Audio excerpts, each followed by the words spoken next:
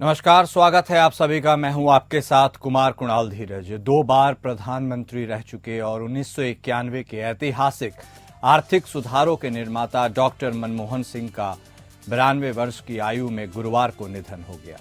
गंभीर हालत में उन्हें दिल्ली के एम्स में भर्ती कराए जाने के कुछ ही देर के बाद अस्पताल ने उनके निधन की खबर दी।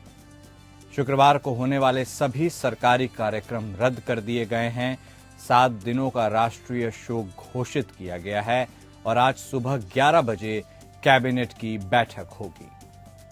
कांग्रेस के सूत्रों के अनुसार आज देर रात 1 बजे मनमोहन सिंह की बेटी अमेरिका से लौटेगी। कल सुबह 8 से 10 बजे के बीच एआईसीसी में मनमोहन सिंह के पार्थिव शरीर को अंतिम दर्शन के लिए रखा जाएगा। एआईसीसी मुख्यालय में राहुल गांधी, सोनिया गांधी सहित सभी बड़े नेता पूर्व पीएम को श्रद्धांजलि देंगे। इसके बाद एआईसीसी से ही अंतिम यात्रा शुरू होगी। राजघाट के पास जहां प्रधानमंत्रियों के अंतिम संस्कार होते हैं, वहीं डॉक्टर मनमोहन सिंह का भी अंतिम संस्कार किया जाएगा। चूंकि पीएम के अंतिम संस्कार की पूरी प्रक्रिया में सरकार भी शामिल है, इसलिए बहुत बातें मनमोहन सिंह के परिवार और सरकार के ऊपर भी निर्भर करती हैं। सूत्रों के मुताबिक कांग्रेस अटल बिहारी वाजपेयी की तरह ही मनमोहन सिंह के अंतिम संस्कार के लिए जगह की मांग करेगी। मनमोहन सिंह को 2004 में संयुक्त प्रगतिशील गठबंधन सरकार का नेतृत्व करने के लिए चुना गया था, जब गठबंधन ने बीजेपी के नेतृत्व वाली राष्ट्रीय जनतांत्रिक गठबंधन सरकार के खिलाफ जीत हासिल की थी। उन्होंने जुलाई 2005 में संयुक्त राज्य अमेरिका के साथ ऐतिहासिक असैन्य परमाणु समझौते पर हस्ताक्षर किए। सिंह दूसरे कार्यकाल के लिए लौटे, जो गठबंधन के बढ़ते दबाव और उनके सरकार के खिलाफ भ्रष्टाचार के आरोपों से घिरा था। मनमोहन सिंह एक प्रसिद्ध अर्थशास्त्री, भारतीय रिजर्व बैंक के पूर्व गवर्नर थे। नरसिम्हा राव सरकार में वित्त मंत्री रहे और जिसने 1990 के दशक की शुरुआत में भारतीय अर्थव्यवस्था को खोला और 2004 और 2009 में 2 बार प्रधानमंत्री बने।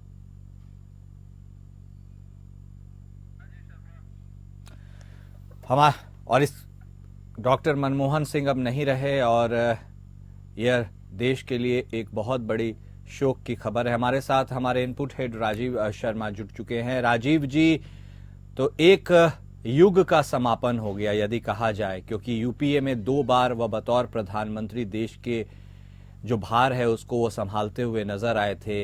एक बहुचर्चित अर्थशास्त्री के रूप में उन्हें जाना जाता था। बहुत ही शांत स्वभाव के प्रधानमंत्री थे, व्यक्तित्व थे और लोगों से बातचीत में अपने आप का रुबाब उन्होंने प्रधानमंत्री का कभी नहीं दिखाया। बहुत सारी बातें हैं जो डॉक्टर मनमोहन सिंह के बारे में की जा सकती है, लेकिन अब वह इस दुनिया में नहीं रहे। आप इसे देश के लिए, इकोनॉमी के लिए, पूरे भारत के लिए कितनी बड़ी क्षति समझते हैं? ये भारत के लिए निश्चित रूप से बहुत बड़ी क्षति है और एक सामान्य परिवार से आने वाला व्यक्ति प्रधानमंत्री के पद तक पहुंचता है तो ये बहुत बड़ी बात है। और आप ये देखिए कि मनमोहन सिंह के निधन से केवल भारत में नहीं बल्कि पाकिस्तान में भी, जहां उनका पैतृक घर है, वहां भी शोक मनाया जा रहा है।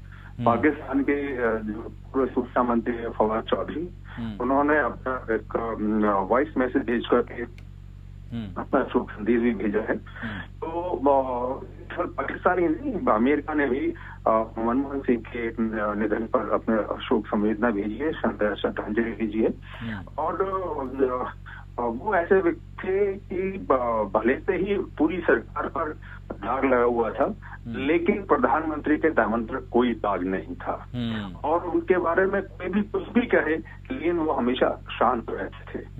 और कुछ लोग उन्हें मनमोहन की जगह मोहन भी कहते थे, लेकिन उन्होंने कभी किसी का अपमान नहीं किया, न सदन के बाहर न सदन के भीतर।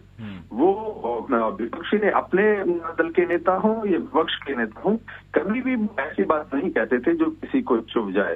तो राहुल गांधी ने एक साधारण एक जनसभा में उसके कैबिनेट विधेयक की कैबिनेट में पारित विधेयक की अध्यक्षवादी, तब भी वो एकदम शांत रहे। तो वो केवल इतना ही नहीं कि वो एक अर्थशास्त्री थे, वो एक बहुत अच्छे राजनेता भी साबित हुए। पहले वो एडवाइजर थे, फिर वो गवर्नर बने आरबीआई के, फिर वित्त मंत्री बने, वित्त मंत्री के बाद में प्रधानमंत्री बने। और खास बात ये कि जब वो वित्त मंत्री के लिए उनको चुना गया तो उस वक्त वो घर में सोए हुए थे, तो फोन करके बताया गया कि आपको भारत के वित्त मंत्री का पदभार ग्रहण करना है। तो बहुत सारी उन्होंने इसको उस समय आर्थिक मंदी से उबारा जब पूरा विश्व जो है वो उसकी तरफ जा रहा था। और भारत में जो उदारीकरण हुआ, भारत में जो एफडीआई आना चालू हुआ, वो भी मनमोहन सिंह की देन है। आज जहां भारत की अर्थव्यवस्था खड़ी हुई है तो उसकी जो प्लिंथ है, उसकी जो नींव है, वो मनमोहन सिंह ने ही रखी थी। इसी का कारण है कि आज प्रधानमंत्री नरेंद्र मोदी ने भी इस बात को दोहराया कि मनमोहन जी की वजह से आज भारतीय अर्थव्यवस्था इतनी मजबूत स्थिति में है।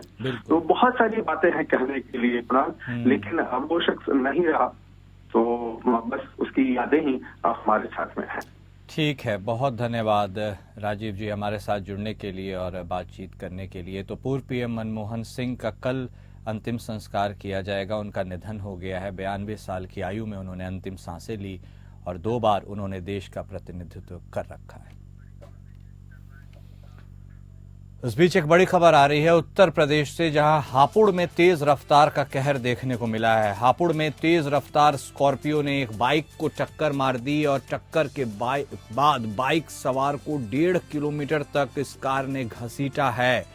इस हादसे में बाइक सवार 2 युवकों की मौके पर ही मौत हो गई। तो यह बड़ी खबर हम आपको बता रहे हैं हापुड़ से, उत्तर प्रदेश के हापुड़ से, जहां एक भीषण सड़क हादसा हुआ है। एक कार ने एक बाइक को टक्कर मारी है और उसके बाद 1.5 किलोमीटर तक यह मोटरसाइकिल घसीटती हुई चली गई।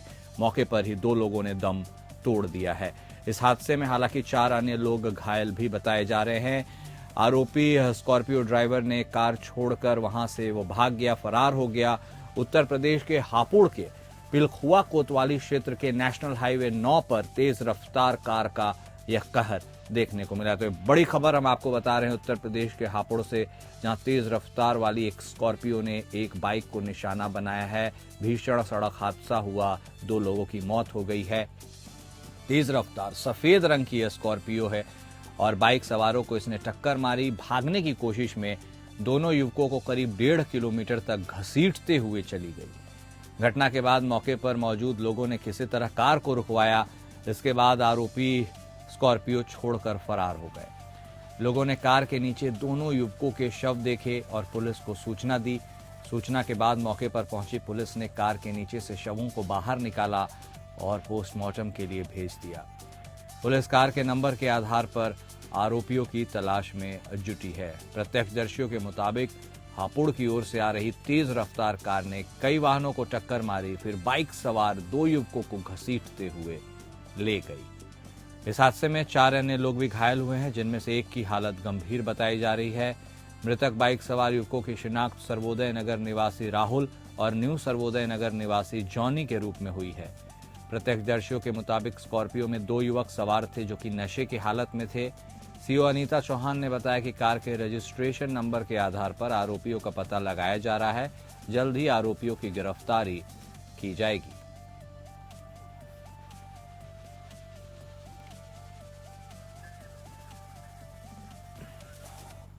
वहीं हल्द्वानी के गौलापार अंतर्राष्ट्रीय स्टेडियम में पहुंचे मुख्यमंत्री पुष्कर सिंह धामी ने राष्ट्रीय खेलों की मशाल और खेल विभाग के प्रचार रथ को हरी झंडी दिखाकर रवाना किया। इस दौरान खेल मंत्री रेखा आर्य, लाल कुआं और भीमताल के विधायक सहित खेल विभाग के वरिष्ठ अधिकारी मौजूद रहे। मुख्यमंत्री धामी ने कहा कि यह उत्तराखंड के लिए सौभाग्य की बात है कि 38वें राष्ट्रीय खेलों की मेजबानी उत्तराखंड को मिली है, इसलिए आम जनता के सहयोग से इस खेल को उत्सव बनाने का कार्य किया जाएगा।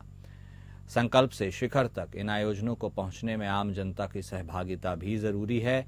मुख्यमंत्री पुष्कर सिंह धामी ने कहा कि खेल की मशाल युवाओं के हाथ में रहेगी और इस राष्ट्रीय खेलों से उत्तराखंड के खिलाड़ियों को वैश्विक पटल पर आगे बढ़ने की मदद मिलेगी। तो उत्तराखंड की यह खबर हम आपको बता रहे हैं, जहां पर मुख्यमंत्री पुष्कर सिंह धामी ने राष्ट्रीय खेलों की मशाल और खेल विभाग के प्रचार रथ को हरी झंडी दिखाकर रवाना किया है। खेल मंत्री रेखा आर्य और उसके साथ ही लाल कुआं और भीमताल के विधायक भी उस वक्त मौजूद रहे। इसके साथ ही कई वरिष्ठ अधिकारी भी वहां पर इसमें शामिल हुए। मुख्यमंत्री धामी ने कहा कि उत्तराखंड के लिए सौभाग्य की बात है कि 38वें राष्ट्रीय खेलों की मेजबानी उत्तराखंड को मिली है, इसलिए आम जनता के सहयोग से इस खेल को उत्सव बनाने का कार्य किया जाएगा। संकल्प से शिखर तक इन आयोजनों को पहुंचने में आम जनता की सहभागिता की जरूरत है, ऐसा उन्होंने कहा है। वहीं उत्तराखंड में स्वास्थ्य सेवाओं को बेहतर बनाने के लिए प्रदेश सरकार लगातार ठोस पहल करती हुई नजर आ रही है। ऐसे में स्वास्थ्य सेवाओं में लापरवाही के चलते राजकीय अस्पतालों में तैनात 158 डॉक्टर्स की सेवाएं समाप्त कर दी गई हैं। प्रदेश के स्वास्थ्य मंत्री डॉक्टर धन सिंह रावत ने कहा कि ये सभी डॉक्टर लंबे समय से बिना सूचना के अनुपस्थित थे। उन्होंने इस कार्रवाई को मंजूरी देकर स्वास्थ्य विभाग में अनुशासन लाने का बड़ा संदेश दिया है। बर्खास्त किए गए 158 डॉक्टरों में से 60 ने कभी अपनी नौकरी ज्वाइन ही नहीं की, जबकि 59 बिना बताए गैर हाजिर थे। 39 डॉक्टर ऐसे हैं जो प्रशिक्षण अवधि से ही गायब चल रहे थे।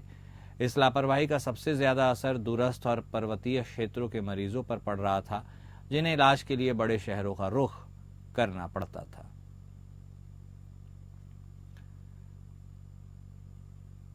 तो सरकारी डॉक्टर्स की सेवाएं निरस्त कर दी गई हैं। ये सभी डॉक्टर लंबे समय से अनुपस्थित चल रहे थे और उत्तराखंड में स्वास्थ्य मंत्री धन सिंह रावत की यह बड़ी कार्रवाई समझी जा रही है। एक तरह से मैसेज देने की कोशिश की गई है कि यदि आप कार्य के प्रति अनुशासन नहीं बरतेंगे तो ऐसा होगा। हल्द्वानी पहुंचे मुख्यमंत्री पुष्कर सिंह धामी ने सुशीला तिवारी अस्पताल पहुंचकर भीमताल में हुए बस हादसे में घायलों का हालचाल जाना। मुख्यमंत्री पुष्कर सिंह धामी ने सुशीला तिवारी अस्पताल प्रशासन से घायल मरीजों के स्वास्थ्य के बारे में जानकारी ली, साथ ही घायलों के जल्द स्वस्थ होने की कामना करते हुए उनके परिजनों से भी मुलाकात की। इस दौरान मुख्यमंत्री को अधिकारियों ने बताया कि अब तक इस घटना में 5 लोगों की मौत हो चुकी है और 2 गंभीर अवस्था में एयर एम्बुलेंस से उन्हें एम्स ऋषिकेश भेजा गया है, जबकि 22 अन्य घायलों का यहीं उपचार किया जा रहा है। उत्तराखंड में नगर निगम और नगर पालिका के साथ नगर पंचायत चुनाव के लिए प्रत्याशियों के नाम पर भारतीय जनता पार्टी का मंथन जारी है। प्रदेश मुख्यालय में पिछले 2 दिनों में प्रदेश के गढ़वाल और कुमाऊं मंडल के जनप्रतिनिधियों के साथ पार्टी के वरिष्ठ पदाधिकारियों ने मैराथन बैठक की है, जिसमें प्रत्याशियों के नाम पर चर्चा की गई और जिन नामों पर पार्टी के लोगों की सहमति बनी है उनमें से 3 प्रत्याशियों का एक पैनल तैयार किया जाएगा, जिसका फैसला राज्य चुनाव संचालन समिति की बड़ी बैठक में लिया जाएगा। राज्य चुनाव संचालन समिति की बैठक में प्रत्येक महापौर सीट पर 3 लोगों का पैनल तैयार करने के बाद उसे केंद्रीय चुनाव संचालन समिति के पास भेजा जाएगा। इसके बाद प्रत्याशी के नाम पर अंतिम मुहर लगेगी। उत्तराखंड बीजेपी के प्रदेश अध्यक्ष महेंद्र भट्ट का कहना है कि पार्टी में दावेदारों की संख्या अधिक है और बैठक में पैनल तैयार करके केंद्रीय नेताओं को भेजा जाएगा। इसके बाद संभव है कि शुक्रवार शाम तक प्रत्याशियों के नाम का ऐलान कर दिया जाएगा। सियासत में टकराव आम बात है, लेकिन नाम पर टकराव अनोखी बात है। सियासत की एक तस्वीर कानपुर देहात जिले के सामने आई, जहां पत्थर पर लिखे नाम को लेकर पूर्व कैबिनेट मंत्री, सपा नेता और बीजेपी विधायक के बीच बहस होने लगी। इसके साथ ही बीजेपी विधायक ने अधिकारियों की क्लास लगा दी। दरअसल कन्नौज लोकसभा क्षेत्र के झींझक कस्बे से जाने वाली एक सड़क के शिलान्यास के पत्थर पर बीजेपी के पूर्व सांसद सुब्रत पाठक के नाम की जगह पर कन्नौज लोकसभा के वर्तमान सांसद अखिलेश यादव के नाम पर घमासान छिड़ गया और इस घमासान में एक तरफ सपा सरकार में कैबिनेट मंत्री रहे शिव कुमार बेरिया थे, तो दूसरी ओर बीजेपी के रसूलाबाद से विधायक पूनम संखवार शिलान्यास के पूजन के दौरान झगड़ते हुए नजर आए। साल 2023 का यह प्रस्ताव बताया जा रहा है, लेकिन जब इसे मंजूरी मिली तो कन्नौज लोकसभा की सीट पर बीजेपी सांसद सुब्रत पाठक की जगह पर सपा के राष्ट्रीय अध्यक्ष अखिलेश यादव सांसद हो गए। जब इस सड़क को बनाने की बारी आई तो पत्थर का शिलान्यास किया गया और खास बात यह है कि इस शिलान्यास में अखिलेश सरकार में पूर्व कैबिनेट मंत्री रहे शिव कुमार बेरिया और बीजेपी की विधायक पूनम संखवार दोनों ही पूजन करने के लिए पहुंच गए। शिलान्यास के पत्थर से पर्दा उठा तो बीजेपी विधायक पूनम संखवार हैरान हो गई। उम्मीद बीजेपी के पूर्व सांसद सुब्रत पाठक के नाम की थी, लेकिन वर्तमान सांसद अखिलेश यादव का नाम लिखा देख बीजेपी विधायक नाराज हो गई और अधिकारियों पर चिल्लाने लगी। ये कंचौसी लगरथा, ये पीएम जसवाई हमारे परम आदरणीय देश के प्रधानमंत्री यशस्वी नरेंद्र मोदी जी के नेतृत्व से ये रोड बनने जा रही है और इस रोड की जनता से बहुत मांग थी। तब जाकर के हमारे पिछले कार्यकाल में जब परम आदरणीय सुब्रत पाठक जी सांसद थे, तब उनके और मेरे प्रयासों से इस रोड को संस्तुति हुई और ये रोड अब ये बनने जा रहा है।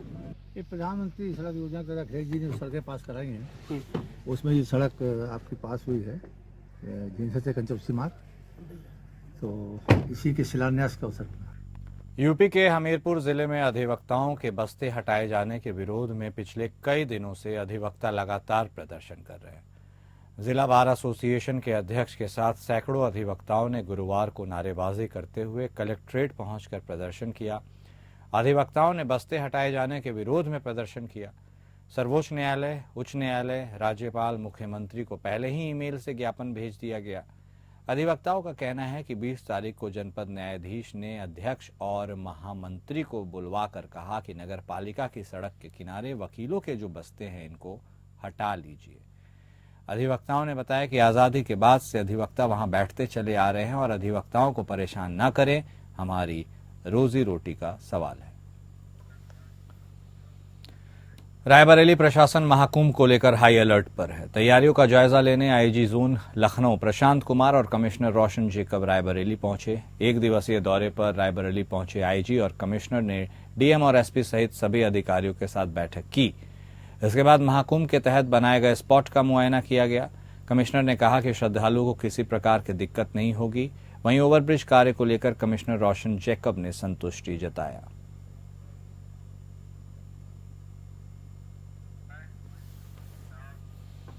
प्रयागराज में अग्नि अखाड़े की पेशवाई सुबह चौफटका के अनंत माधव मंदिर से शुरू होकर करबला, हिम्मतगंज, खुलदाबाद चौक होते हुए मेला में प्रवेश की। पेशवाई में बड़ी संख्या में साधु संत बघी गाड़ियों पर सवार होकर भक्तों को उन्होंने दर्शन दिए। बड़ी संख्या में साधु घोड़े पर सवार होकर चल रहे थे। डीजे बैंड, ढोल, डमरू वादक अपने प्रदर्शन को दिखा रहे थे। रुड़की में देर रात चोरों ने मंगलौर के जैन मंदिर में लाखों रुपए की चोरी कर ली। सुबह जब पुजारी ने मंदिर खोला तो अंदर के ताले टूटे हुए थे, जिसके बाद उसने लोगों को मामले की सूचना दी। सूचना के बाद क्षेत्र में हड़कंप मच गया। जानकारी के बाद पुलिसकर्मियों को इत्तला की गई। वहीं पुलिस ने मौके पर पहुंचकर छानबीन शुरू की। बताया जा रहा है कि चोरी से करीब 50 लाख रुपए का नुकसान हुआ है। पुलिस सीसीटीवी कैमरे के फुटेज के आधार पर चोरों का पता लगाने का प्रयास कर रही है। तो यह पूरी घटना हम आपको बता रहे हैं रुड़की की है, जहां मंगलौर के जैन मंदिर में चोरों ने लाखों रुपए की चोरी की है। सुबह जब पुजारी ने मंदिर का दरवाजा खोला तो उन्होंने देखा कि ताले टूटे हुए हैं। क्षेत्र में हड़कंप मचा। पुलिसकर्मियों को भी जानकारी दी गई। पुलिस ने वहां पर पहुंचकर छानबीन शुरू कर दी है। बताया जा रहा है कि चोरी से करीब 50 लाख रुपए का नुकसान हुआ है। पुलिस अभी इसका आकलन करने में जुटी है। इसके साथ ही पुलिस सीसीटीवी कैमरे के फुटेज के भी आधार पर चोरों का पता लगाने का प्रयास कर रही है और यह जानने की कोशिश कर रही है कि इसमें कौन कौन शामिल है।